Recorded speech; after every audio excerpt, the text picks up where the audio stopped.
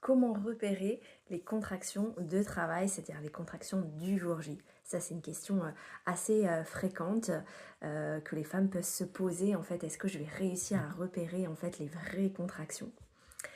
Tout ça parce que des fois, on n'a pas forcément ressenti des contractions pendant les 9 mois, donc on a du mal à savoir qu'est-ce que c'est. Donc dans cette vidéo, on va faire un focus là-dessus, sur qu'est-ce que c'est que la contraction et quelles sont les caractéristiques finalement de cette contraction de travail, donc celle qui va te faire aller à la maternité du coup le jour J.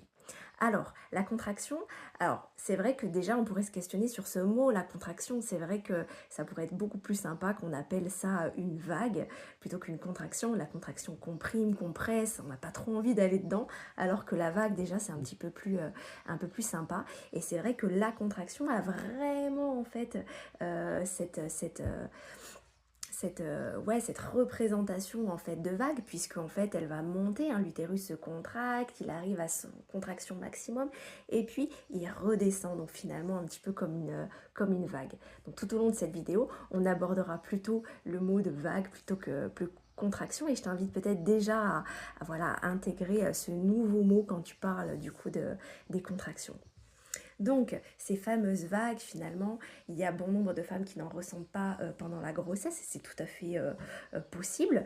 Et puis certaines, elles vont quand même en ressentir un petit peu sur la fin de grossesse, voilà, sentir que l'utérus est un petit peu plus dur et qu'il va y avoir une sensation dans le bas-ventre.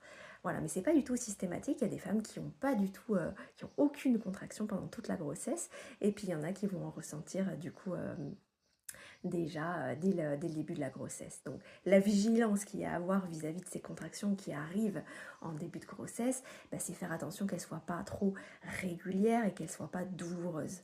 L'utérus se contracte, c'est un muscle, mais voilà, il ne faut pas effectivement qu'il se contracte trop souvent et que ça soit trop douloureux pour que ça impacte du coup le col. Le col de l'utérus, il n'est pas censé s'ouvrir du coup avant le jour J.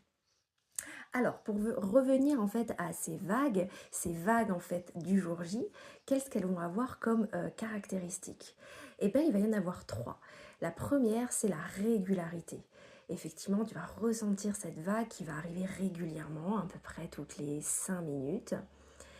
Tu vas la sentir du coup démarrer au démarrage un petit peu, puis arriver à son maximum d'intensité, puis elle va redescendre. Et elle va faire ça régulièrement, à peu près toutes les 5 minutes. Deuxième caractéristique, ça va être l'intensité. Ça, c'est vraiment un élément qui va